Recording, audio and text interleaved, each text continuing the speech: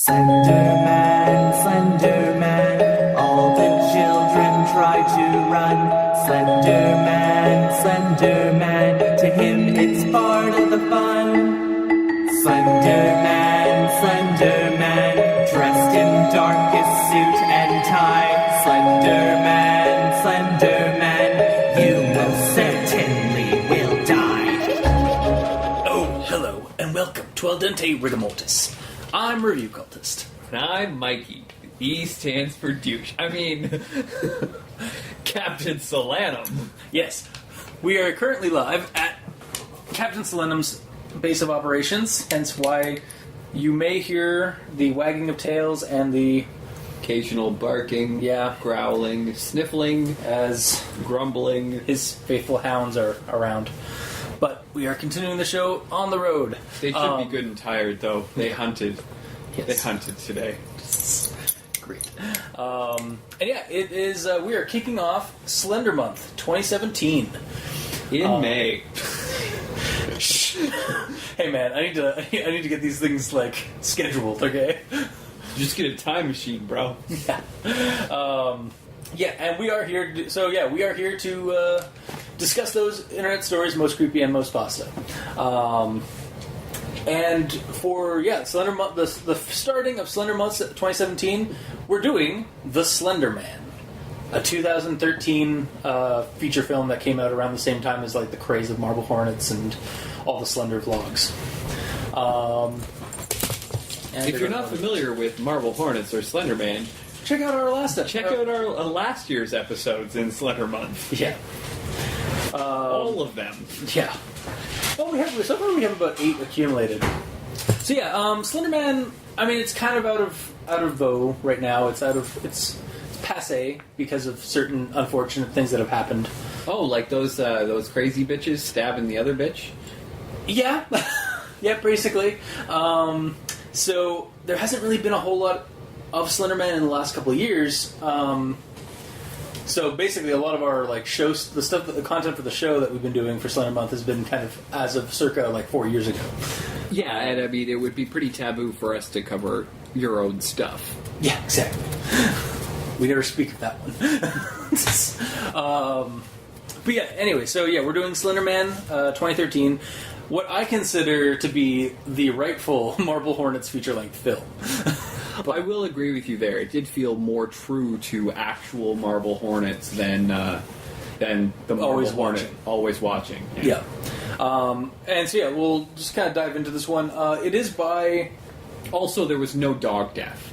Yeah, and that's always a good thing. Yes. So yeah, this movie was made by A.J. Meadows, and it was kickstarted, actually, to get its funding. And yeah, it's basically it's a 3-story... there's 3 stories going on that are interconnected. There's this guy, this father who loses his son to Slender Man right off the bat. Like the kid goes missing. That's the movie that we're doing. Are you serious? You can remember it? Yeah, I just clued in. Jesus. Okay, all right, continue. Great. All right, we're gonna do a great start. I may or may not edit that. Actually, I think I'll keep. No, that should stay. Yeah. And basically over the course, and so we have that story of this like father trying to get his son back by doing some crazy rituals, or sacrificing other children to the Slender Man, and him dropping off messages like younger or older or something like that. Older. Yeah. And then just giving him messages from his kid, supposedly like daddy or something like that. Yeah, and then. Oh, sorry. This is your recap. No, it's fine. No, you can interrupt if you want. But yeah, so there's that story going on. There's these 2 siblings who I cannot remember their names, actually, now that I think about it. To be honest, I didn't even catch their names. Chase Anders, and I believe... I actually have my phone set to the... Julie? Or Julia? Or am I thinking of The Magicians? I think it was... There's a character named Julia in The Magicians. Give me a second, I'm actually pulling up the cast. Holy shit, there's only like 16 people in this entire thing. Emma and Chase Anders. Was a little off. Emma is filming everything because she's trying to make a documentary for a college course or something like that, while they are going to their hometown to basically bury their father and clean up his stuff because he's passed away. And turns out that they find out that he was doing research on these missing kids as well as like some as far back as like the 90s, like when they were kids basically, or when they were younger, but also like later stuff or like more recent stuff. And then we also have the story of this detective who specializes in like kid disappearances and stuff like that, and has been tracking down these missing kids that are possibly involved in something called a Slender Man. Like some of the kids have like drawings prior to their disappearing. So we got that going on. Yeah. So, and they all kind of converge at some point or the other in the story. Like the kids get contacted by contact the detective as part of their father's research. Like the detective comes up, and he's trying to find these kids. Meanwhile, we're literally getting footage of the father from the original part of the story kidnapping children and sacrificing them to Slender Man. And then he cuts wind that these kids are doing investigations of their own. Also, Slender Man seems to have an interest in Chase Sanders, so he lures them to his house in his dilapidated house property that they have out in the boonies, and basically it all kind of converges there, where the guy is taken out by the detective. However, as the siblings like escape this place, Slender Man grabs Chase, and then the detective rescues Emma, and then it kind of all converges at the end where Emma is now back at dorm, I guess, seemingly unfazed by the disappearance of her brother. Also her brother apparently was one of the abducted children back in the 90s, and that's why their father had all of that Slender Man research and kidnapping children stuff, was because he did the same ritual that the new dad did, which seems to imply that while Slender Man's willing to give up Chase, he only waited until his father's death before he requested him back again. Yeah, it's almost like a deal with the devil kind of thing. Yeah.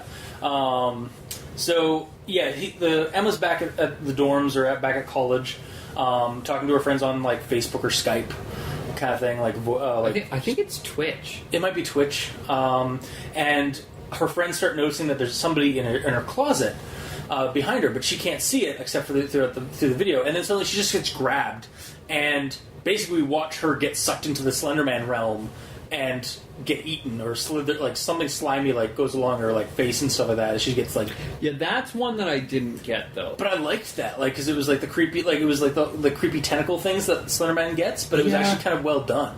Yeah, well, I mean, it's definitely better. I felt like the scene was well done. I don't understand the motivation behind the scene. Yeah, like why? Because he had Chase. Yeah, he had Chase. Why was he after Emma too? Yeah, like there seems to be no reason behind it. And yes, I totally understand Slender Man is an otherworldly being. I'm not necessarily supposed to understand his reasons behind what he does. Yeah, but throughout this movie, they did not explicitly, but they did imply that he has understandable motives by the way that he writes messages to the fathers, older, or Chase Anders, or this, that, the other thing, or the way that he possesses the guy at some point. Because at some point, like the guy's like in a super depressive mode, and he's like talking to him like telepathically, Slender Man to him, and then at some point, like when the kids get to the house, he's like in his kid's old room, and then Slender Man kind of appears and then molests him with tentacles, and then he almost comes down the stairs like he's possessed by Slender Man. Yeah, it does appear to be like a possession thing. Yeah, which I'm perfectly cool with, but all of these things seem to imply that Slender Man has a psyche almost kind of similar to the way humans think. Yeah, and then there's this scene at the end where Emma gets taken, which means that none of his motivations that you kind of get the feeling they broke their own rule just to get Yeah. one final scare kind of thing. Yeah, and while the scene was really well done, I kind of felt like it broke the way that the rest of the movie was, so it didn't feel right. Yeah. That said, that scene, for me, makes that whole movie more like Marble Hornets. Yeah. Because Marble Hornets, Slender Man, you never understood. Mm-hmm. You have no understanding of this outer world being. Yeah, he's completely outsider entity. He's basically like he's treated like zombies are nowadays in like media, a lot of films and stuff like that, where they're just the weather. He's just he's not a natural. He's an unnatural force that cannot be reasoned with, or even but you might be able to figure out his pattern, but that's about it. And even that's kind of susceptible. Like he doesn't show his motives at all. Yeah. He just kind of stalks around homes or like abandoned places and brings in like filmmakers. Well, yeah, because like I mean, even when you look at this movie, the only people who are ever taken, with the exception of Chase and Emma, yeah, are children. Yeah. Okay, I can understand dark subject matter, but I can understand. It's connected to the mythos too, like the original mythos with Slender Man too. So, but the series always seems to reflect Slender Man starting out with taking a child, yeah, who still has a father. Are you talking about in the the movie, in the Slender Man movie? The first one that he takes still has a father. Yeah, and the father is coerced into sacrificing other people's children to Slender Man in order to get their own child back. Yeah. But then once that father dies, the child is reclaimed, I guess. Maybe again, like which seems to make sense why he would take Chase, but not why he would take Emma. He would take Emma? Yeah, like he didn't take Emma the first time, as far as I could tell. As far as it was explained in the story, in the plot of the movie. But again, it just seemed like like one last loose end. It was almost like maybe it was just like one last loose end kind of thing. But then why didn't it take the detective? Yeah, yeah, exactly. Why didn't we get like footage of him being taken too? So, and I mean, I suppose it's possible that he might have been taken, but we just never found that footage. That's not really valid because we know that detective records fucking everything too. Yeah. So where's do I that? need to watch my language? No, God no. Okay, just checking. I wasn't sure. I couldn't remember. Yeah, no, this is a very... sorry, any of you underage listeners who are like, my freaking ears! My virgin ears! Yeah, no, we will rape your ears. Sorry, not crash. Not crash. Yeah. He actually might show up on the show if we do I kind of want to do a podcast series called Crash Conspiracy. Called Conspiracy Can Crash. I Rape It? No, Conspiracy Crash. Okay. Where he'll use Crash as his misnomer or whatever, and basically we just talk about conspiracies because he seems to know a lot about conspiracies. Yes, he does, and I hope you have a very large time slot for that. Fridays, no, because I can tell you. I know, yeah. I can tell you, I've gone out for a smoke with him before. And we've come back with a 6-pack of beer and then sat in the gazebo at his place and just had a beer and a smoke, and he started talking about conspiracy theories, and then the 6-pack's gone and half my pack is gone. Perfect. Speaking of which, would you mind passing me a spice-laced death stick? You want to buy me this, or you want to sell your death sticks? I don't know. Thank you. Anyways, back to the story at hand, or the movie at hand. So yeah, to me, this story, and that's basically the plot. Of the story. So, yeah, to me, it feels like a better Marble Hornets movie or feature film than Always Watching was.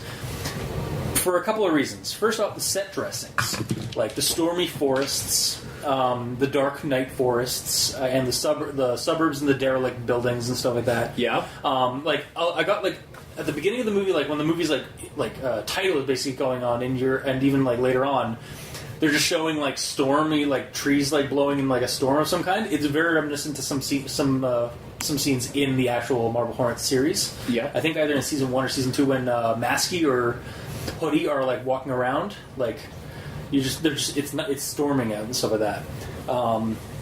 there's also a lot of scene, and then to that, there's also a lot of scene setups that are similar, like that feel like they were inspired directly from Marble Hornets, like because it came out around the same time as Marble Hornets season 1 and season 2 were, at least. So like the part where like they're driving away from the school and suddenly there's like they see the Slender Man like just off the corner of the building, much like the alleyway scene in Marble Hornets, or like scenes like that kind of stuff. And film quality wise, always watching for me felt like more like it was closer to Paranormal Activity than a YouTube web series. Yes. That said, the audio in this movie could be so much better because of the screaming and the sharp noises that would happen. The audio was not edited enough. What's the name of your audio editor? Levelator. Okay. Or on Audacity. Oh, okay. So Levelator, like the audio levels had to be they had to be leveled out. Oh no, I was more referring to the guy that you have. Oh yeah, Travis. Okay, yeah. They could really have benefited by like 2 hours of Travis's time. Yeah. That would actually probably made him really good money. Yeah. Otherwise, another good thing I liked about this show that also makes it feel more like Marble Hornets and not always watching. No annoying romantic focus that causes drama. There's none of that in this movie. It's just an investigation, just like Marble Hornets. No awkward love triangle that like just kind of makes no sense and throws you off. Yeah, we don't even get that when a female character is introduced in Marble Hornets. No, which I mean, there's a little bit of an interest there, but it's more or less like they're just also trying to find out what the hell's going on more than like trying to hook up. Yeah, and that's kind of what I appreciated about that because I'm sick and tired of Hollywood romance things getting thrown into a horror movie. Thank you, Arwen and Aragorn. Did you ever read the books? I heard about the fact that that is not really a thing. Well, they are a thing. It is there, but it's not. But it's like a couple of sentences here and there. Well, I mean, it's kind of like the thing that people have about Lord of the Rings, or how Tolkien writes, like, and then the Fellowship was accosted by a group of 300 orcs. After they defeated the orcs, Aragorn saw a blade of grass that reminded him of a song, and then we get 10 pages of song after that, like 3 sentences or paragraphs of a fight. So it's just like what? Like it's just Tolkien's like focus and stuff. Well, and that is definitely blown way out of proportion. Oh yeah. Yeah, that's kind of it. Yeah, but no, like the whole Aragorn and Arwen thing was definitely kind of one of a bad perpetrator of that. Trope. Yeah. Well, I mean, the love story between... that's not the story we're talking about today. Yeah, Get a little sidetracked. Yeah, we're not doing Al Dente Rigmortis Goes to the Movies, which, actually, that might be a good episode. Lord of the Rings. Yeah. Anyways, for you Patreon folks, hey, check... I'll have to adopt a whole new persona for that. I guess the wizard. Oh, jeez. Christ. For the audience at home, this is like the one time the review cultist gets me to not be a wizard. Yeah. Also another thing I liked about this movie, discount Vin Diesel. And I say that as Bill Finkbeiner is the actor's name. He plays Detective Kyle Hudson, which also is just a badass name too, like for a character. Though really, he shouldn't be Detective Kyle Hudson. He should be Kyle Hudson P.I. Yeah, because he's not a cop. He's a private investigator. Yeah, that just deals with that kind of stuff. Or they could have called him a dick. Yeah. And that's an apt term, not a reflection of him being some kind of a jerk. Yeah, which he does not. He is not a jerk at all. No, he seems like a really nice guy who just happens to have a Beretta 92 in the car. Yeah, and the physique of Vin Diesel, Also, the hair of Vin Diesel. As we say, discount Vin Diesel. Yeah. He's a pretty awesome character in this. He knows his shit. Although, did we have an issue with his when he was brought the gun out, put the little head cam thing going, and was at the door? He was actually pretty knocked on the door and then held off to the side. I didn't have a huge issue with the way he was covering Like with the way he seemed like he'd been Something about the trained with a flashlight or gun. something? But the flashlight was weird. Yeah, it was like almost It was a it box was flashlight. a mini box one. Yeah, too. it was a really weird flashlight to have been carrying. But that said, I mean, it's an emergency light for the car. Yeah. So I don't understand why a PI who does operate at night wouldn't have a proper mag light or something. Yeah, you'd think he'd have like that. He was working with what he had available, and if all you got, and by that we mean the film crew was working with what they had available, which I mean they could have shilled in for a mag light. yeah, But or even just it was- any sort of directional flashlight like that. Because they did make a pretty. I think they made like 75,000 or something like that on Kickstarter. And they certainly didn't spend it on audio editing. No. Yeah, no, that would have helped because the screaming at the end, especially when Emma starts screaming, it's just like. You And have to then lower there's the volume. muttering in the background, and there's no subtitles. Oh yeah, and we tried. And you use the YouTube auto subtitles to try to correct that, and it helps. It helps you figure out what they're saying, but the subtitles are not right, Yeah. and you can kind of figure it out based on context.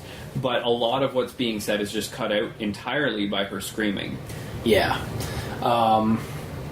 So another thing I liked about this thing, there's a lot of things I like about this. I really love the concept around this version of the Slender Man, a belief entity powered by blood sacrifice that does kind of share some of the, and it also kind of uses. No. Sorry, I don't.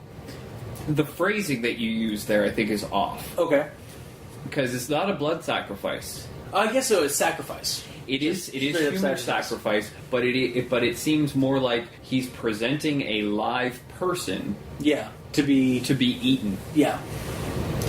Okay, yeah, that's not really blood sacrifice, but yeah, like that whole this entity of and they even describe it in the show in the movie. It is a creature of imagination, like childhood belief and terror from some ancient German folklore that sacrifices were made to make it more to bring it close to summon it into this world kind of thing. I really dig that concept. Yeah, just absolutely love it. I didn't like how shoehorned in that exposition was With his wife or girlfriend or whatever she is. or advisor. I think there's They probably a girlfriend thing. going Discount on. Vin Diesel. Clearly, she's not resisting his charms. No, clearly not. Okay, There was definitely that, yeah. So I'm going to say But, that yeah. that's probably his female counterpart of Yeah. some sort. Because he talks to her on the phone about it, and then when he right near the end, before he goes off to the house to help the kids, he parks into her driveway. As she's coming out to see him, she's like, "Oh yeah, how's it going? Oh yeah, so I have all these things," and just goes on really he's quickly like, and rushed. No, I'm in a hurry. Okay, well, I just need to finish my story, Yeah, my clear tale, and that was part of the problem that I had is that she tells this outlandish tale Yeah. about the Slender Man, and he believes it. He's wholeheartedly believing it. I know that he might have had some inklings of something weird is happening, but he's a private investigator. He's not a Call of Cthulhu yeah, investigator. he deals in facts. He's not a As far, a mythos investigator. Unless he is off camera, in which case, where is that movie series? yes. Yes. Discount Vin Diesel in Mythos Hunter. I'd watch that movie. I'd watch that, TV or Too Fast, Too Mythos. Oh God, I'm going to hell for that. Two Mythos, two Furiosa. So Mad Max. Sorry. Is the Mythos. Yeah. Oh my God, I would watch that movie in a heartbeat. Anyway, Sorry, Too Fast, Too Furious. That's what I was going for. Fury. Gotcha. Yeah, the pitch black. All right. Yeah, that could have been parsed a lot better. The whole exposition, or just delivered better, because it seemed like it was a felt very very rushed. forced, very shoehorned, and largely unnecessary. Yeah. Because she's telling this story. It actually it gives a little bit of backstory to what's going on for you, the viewer. But you, the viewer, also has a fair idea of what's going on because you've got similar you've got a fair bit of backstory from just watching the other videos. Yeah. And it seems largely redundant. because he mentions stuff about it on the drive I guess, to her place. Yeah. So she didn't like it. Kind of didn't have to be. I'm glad we got some exposition like that because I like that idea, but it needs to be parsed or like it was one of those parts that was probably like a rushed thing because of the budget or something like that, or they were in a hurry to get something done. But in the grand scheme of things, Yeah. that scene could have been cut out of the movie entirely, and you wouldn't have missed it. Yeah, yeah. It could have, his drive, like him calling on the phone and driving to the house would have been enough. They didn't have to have that scene at all, and really, it felt like it. That said, I mean, for you, like, I mean, I know you appreciated the backstory being thrown in there. All right, I can appreciate it for the fact that somebody else will appreciate it, but The delivery wasn't very good. Yeah. Yeah. So, like, I appreciate it, but the delivery's not great, and then you could have just done without it. Yeah. Like, I do agree, like, the movie would have been a lot better without it. Not even necessarily a lot better. It just, the movie could have done without it. Easy. Yeah. Another thing I have with this is that the acting in this movie is good in spots, but more often than not, it's a tad silly. Or just, like, really kind of, like, again, forced, like, the rushed, forced, like, acting of the woman that's giving exposition. Mm-hmm. Sometimes some of the acting with the, between Emma and Chase. Yeah. A little bit of discount Vin Diesel, but that's just because he honestly seems to be channeling Vin Diesel. And that's kind of okay. hard. But there are spots that are genuinely like fun for me, like to watch and stuff like that. Like I think the dad actually is probably the best actor in this. Yeah, to be honest, Like, like when he's like, "Hey, yeah, can you find? Like, we're looking for our dog as he's gone away," and like as he's like luring this kid in. God, that yeah, was like that was really creepy, but really effective. Like oh man, and like oh shucks, darn it, like he's done this before, kind of thing. Yeah. The only part of his acting that I didn't really like was when Chase and Emma show up at his house and he opens the door because at the point he's possessed, right? Yes. But I felt the acting was poor. Yeah, he's just like, "Come on, yeah, I'll tell you exactly." Just come on inside. Yeah, absolutely. Just come on inside. I'll tell you about it. Right? Yeah, you just about need to know about the Slender Man. Come on inside. And it's like I feel like he was forcing that too much. Yeah. And as somebody who, as you're watching the movie, is good at manipulating people, like even if it's just children, when you say the way that he was phrasing things, the more he said it, the more leery I would have been on entering I'd be like, the house. no. Yeah, no. That also just seems like a bad idea, but then again, horror movie protagonists. Well, and that's not an excuse, but it's like, it's a trope. That's the other thing. Like, okay, horror movie protagonists always make poor decisions, but they're not always illogical decisions. Yeah. Like, the whole thing where, okay, there's an intruder in your house and somebody runs upstairs. I get it to a point, because you're trying to put the most amount of distance and the most obstacles between you and your intruder. Yeah. Stairs are an obstacle. I get it. It doesn't actually make sense when you're thinking about it logically. Because you're suddenly trapping yourself upstairs. Yeah, but that's when you're thinking about it logically. Pragmatically, it doesn't make sense to do it. But in the heat of the moment, when it's fight or flight, if your flight's kicking in, then you're going to run uphill. Yeah. Because it's more difficult for them to follow uphill. Also, you have the high ground. But Star Wars proved it. Yeah. You can't win, Anakin. I mean, yeah, if that intruder tries to jump over you, you can just cut off their headlights with the lightsaber. The acting's good in spots, but more often than not, it's kind of silly. When Chase is like stabbed, he's like, oh god, it feels so bad, and then he like bends over to get the camera, and is like, yeah, you're still hurting. That I would not want to like bend over at all if I had a gut. No. If I had a gut wound, I don't think. That's the other thing. I don't think I'd be going for the camera at this point anyway. Yeah. Because they do give the excuse of why do you have the camera? It's like, well, we need for the light. It's like, yeah. Oh yeah. To be honest, like, that's the other thing. Another mistake that's commonly made in movies. When you think about it pragmatically, that light is also making you easier to spot, easier to follow. So why are you bringing a light? Yeah. Yeah, to see. You're I'm trying sure you to can feel escape. around. Yeah, so that, yeah. You're trying to escape, trying to survive. You don't bring you. If you bring a light, you bring something that's easily turned on and off. Exactly. Yeah. But that's just another personal pragmatic thing. That's not necessarily something you think about if you're just trying to escape. Yeah. Another thing is the. So yeah, we have the video camera, like the video camera from the dad. We have the detective that videotapes all his stuff for like posterity and for his cases and stuff like that to look back on. And then we have Chase's and Emma's footage and stuff like that. And then we also have the father's house security camera, I guess, on the porch. Yeah. Inside the house itself. Who compiled all this? Yeah, that's a good question. Like, and like the ending, like we leave off with like again recorded footage of a Skype call, with and then suddenly Slender Man like basically like pops onto all the screens and just like does one final like ha ha hi. So maybe it was Slender Man. One of these days they're going to do Slender Man, but maybe for April Fool's next year. But yeah, like I guess maybe Slender Man compiled this movie, or it's just like it's the failing of a lot of, or it's not the failing, but it's the issue a lot of people have with found footage films. Like The Last Exorcist was a bad one for that. Okay, where it's just like who like the cult clearly killed everybody. Spoilers. Like killed the camera crew, that was basically uncovering their satanic cult and like demon child baby and demons summoning.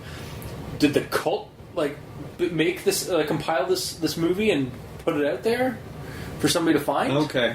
Like yeah, it's the same kind of thing with this. Who exactly was it the detective? Maybe well, that might have been. Maybe the detective's still like investigating. That's why we don't see him at the end of the movie. Yeah, is that he's taking all the footage, like basically one of those kids. Yeah, it could be that. I can. You know what? I'm okay with it now. I can accept that. Maybe it was the detective. I hope so, because again, like that said, how would he have got the Twitch file? Yeah, exactly. Well, actually, if it's Twitch, then actually that could be worked in, because a lot of Twitch people record their videos, or they have the option to record your Twitch videos. Okay. So that might come into play. Yeah, but he didn't really seem like an ultra computer savvy No, guy. he was really like low to analog. Yeah. A lot of analog video footage. Like GoPro, I think, was the best thing he had on his head. Yeah. Yeah. All right, so yeah, we've talked about the acting being poor and like the issues with the camera, like who compiled. I will say, at least that was one thing that Always Watching did well. Oh, like getting they that tied it up at the end with the camera going to another person. Yeah. Yeah. No. It was backtracking to where they got the camera from. Yeah. Yeah, because basically we were watching that. In that movie, we were watching it in reverse, basically. Yeah. Because like the last one, the first thing we saw in the video was the latest content. Yeah. Yeah. The other thing I liked, something that's kind of like something that had the advert, like the reverse effect of the acting for me with this was the visual effects for Slender Man. I felt like the original, as this movie went on, the effects for Slender Man got better and better. Like the first one, like it was a weird like passing like shadow over like the field that the guy when the dad goes running for his son, and then when we see Slender Man for the first time like pop up in front of the kid in the corner, it was to me. I saw that, I was like, that clearly looked like a Photoshop just like grow animation or something of like a 2D image. Okay, but that one doesn't really stand out for me. Okay. With the shadow passing, yeah, I actually really appreciated that, because I kind of felt like it was because there was distance and line of sight blockage to Slender Man himself. The effects were lessened on the camera. Okay, so I actually really appreciated that, and I did kind of feel like the special effects were a lot more of a throwback to Marble Hornets in general. They played more with some. The distortion. With the distortion and audio and video failings, and I actually really liked that. It's one of the things that I always liked about the Slender videos was that the video always fucks up when he's present. Yeah. And that's the indicator. And that's kind of the indicator, but it also adds to the creep factor, because it means that you're not seeing anything clearly. Yeah, it's the Travis from The Drunk, the Ugly, and Mad, I think, to a degree, have brought up that like the reason why found footage films are so effective is that they are an unbiased observer.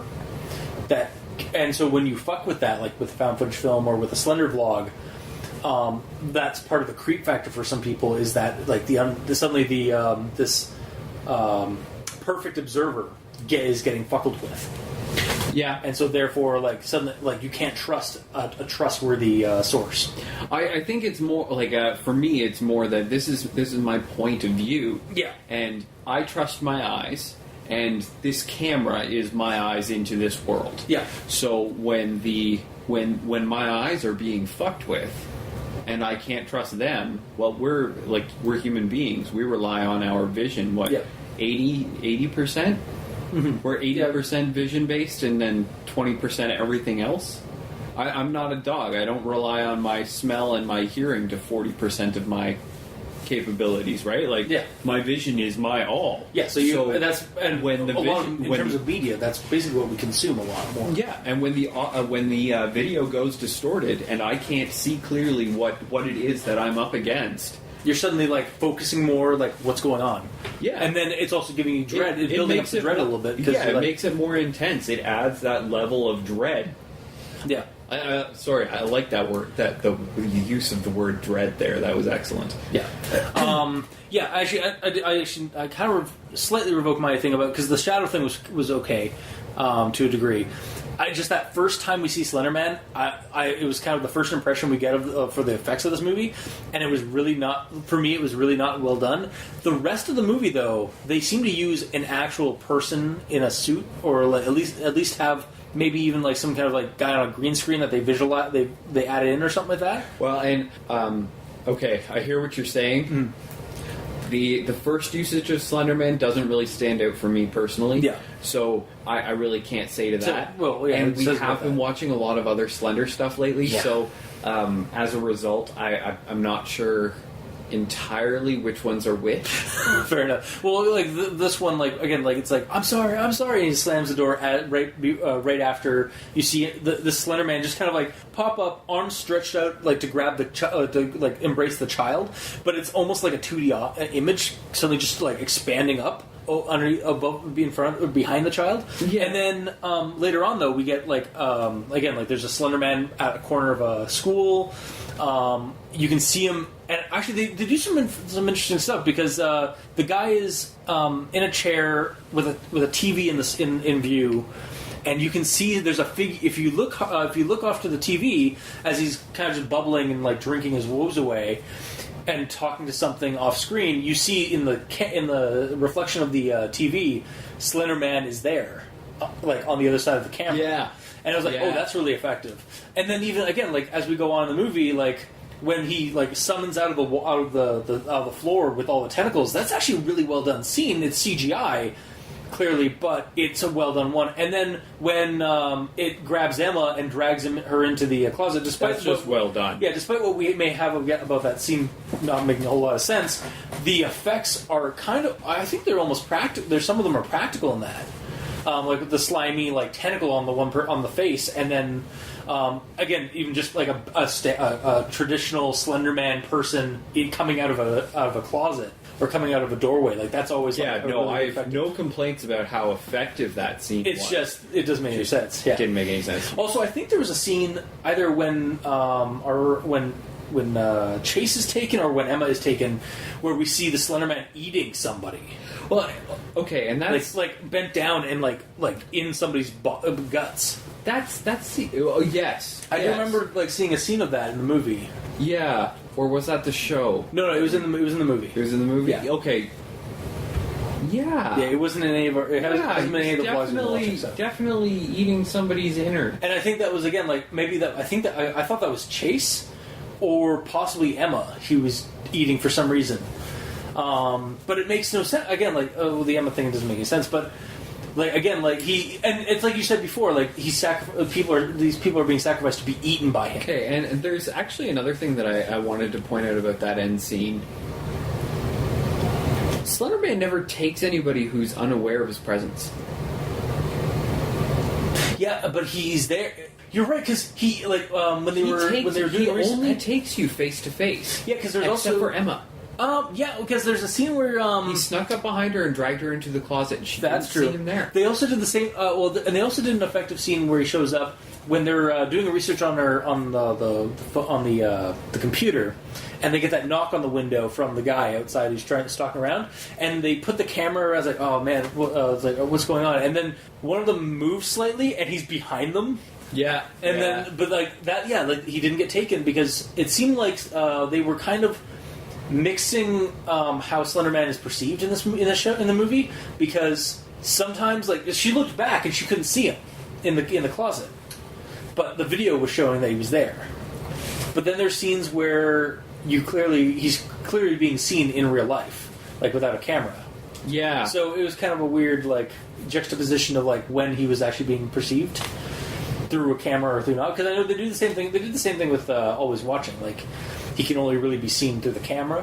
Yes, and I don't have a problem with them doing it that way, or being able to see him in real life like they do in what's the one that we've been watching? Dark Harvest. Dark Harvest, where you can actually see. I'm cool with that too, but I like generally speaking, like I'm thinking back to all the times that he took people in those, like when he takes the kids can see him. Can they? Because he's usually they're blindfolded when they're brought into that room, and then we don't know what happened to Danny, Okay. the first kid. The dad. The reason why the dad's doing all this is I guess that's fair. Just I guess that's Dan. fair. But generally speaking, in most of these programs that you watch, when Slender Man appears, he doesn't take you when your back is to him. Yeah, he wants you to confront him. Like, Yeah. he wants to see you when you get him. It's usually that confrontation that actually gets you killed. Yeah.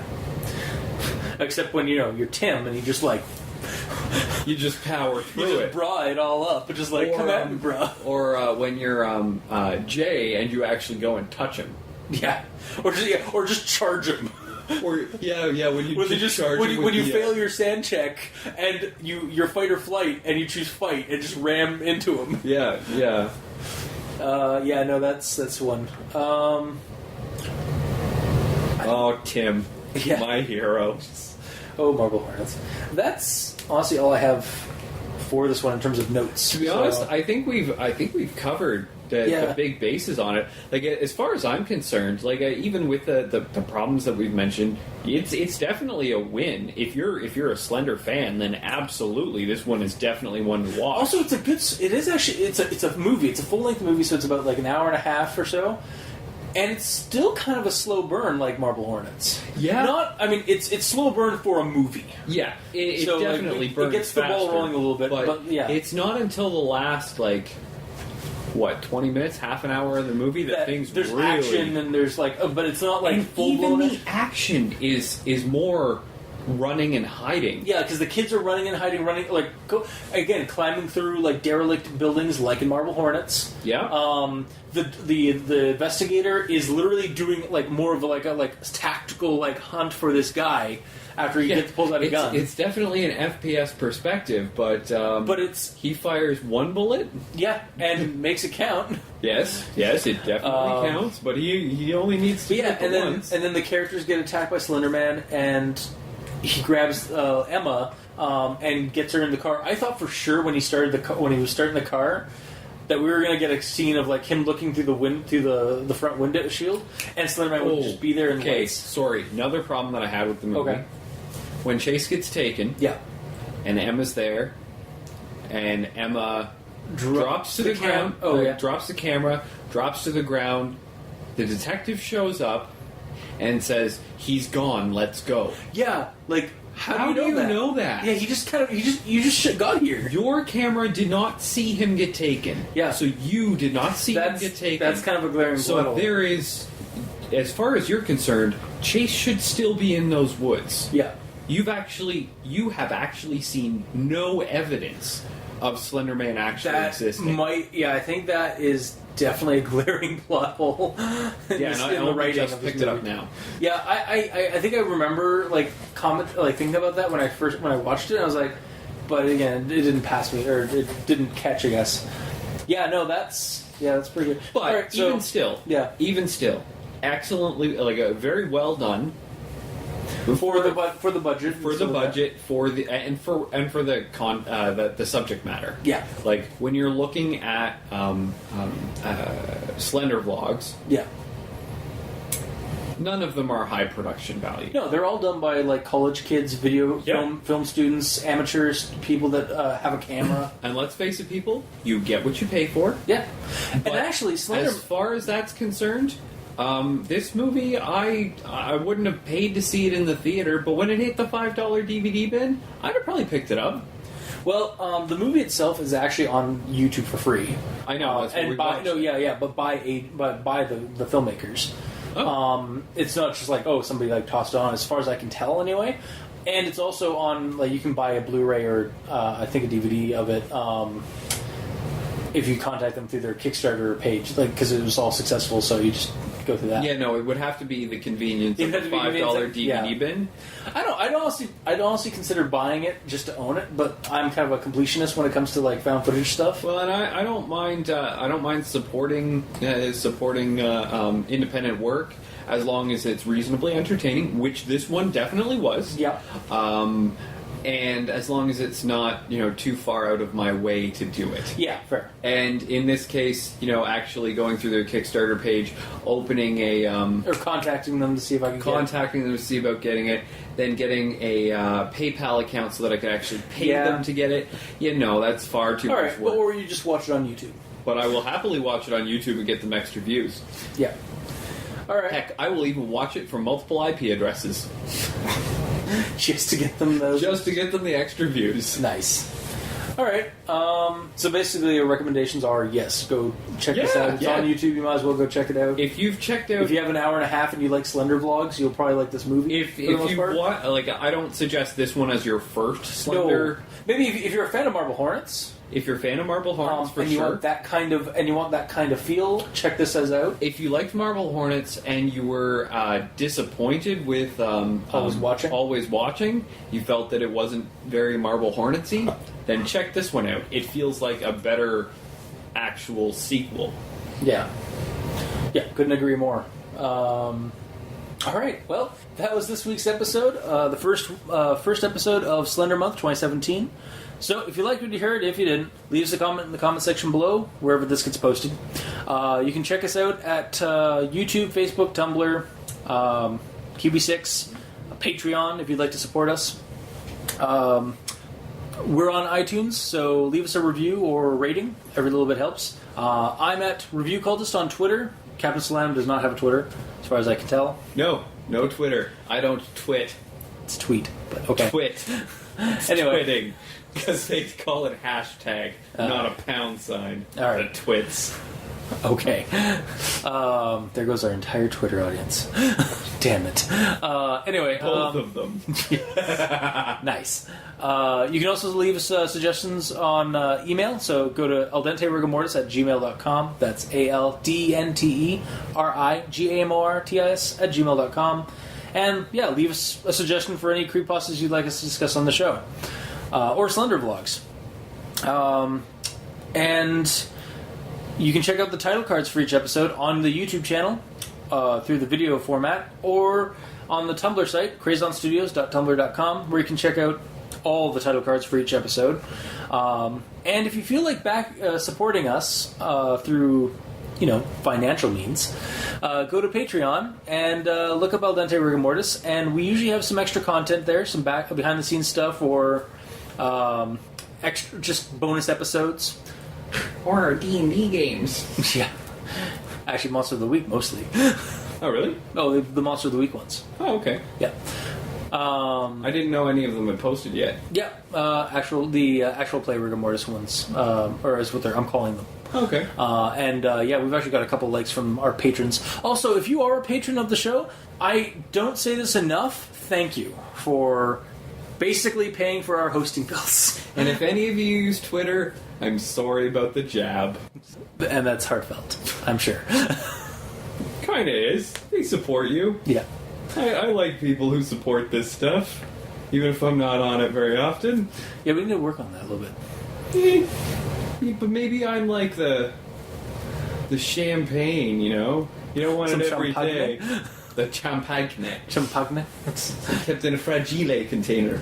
Oh god, there's a story later on this month for us called A Slender Night, and you can only find it on as a reading on YouTube, and the guy misspells or mispronounces a German city that's spelled Cologne, but he says Cologne. I'm just like, so he does it like Christopher Walken does in that SNL skit. I to be perfectly honest, when I was in high school, I was basically sleeping through my my one science class with it doesn't matter who the teacher was, but he had me read, and my brain was just on autopilot, so I started reading this paragraph, and I pronounced domino. And then everybody started laughing, and I was like, what's so funny? And they're like, domino? And then I reread the paragraph, and I was like, oh, fuck, domino effect. Jesus Christ, Captain Solanum. Because, I made them call me that in high school, too. Apparently. So, yeah, and that's this week's episode. So, until next time, I have been your host, Review Cultist. And I'm Captain Solanum.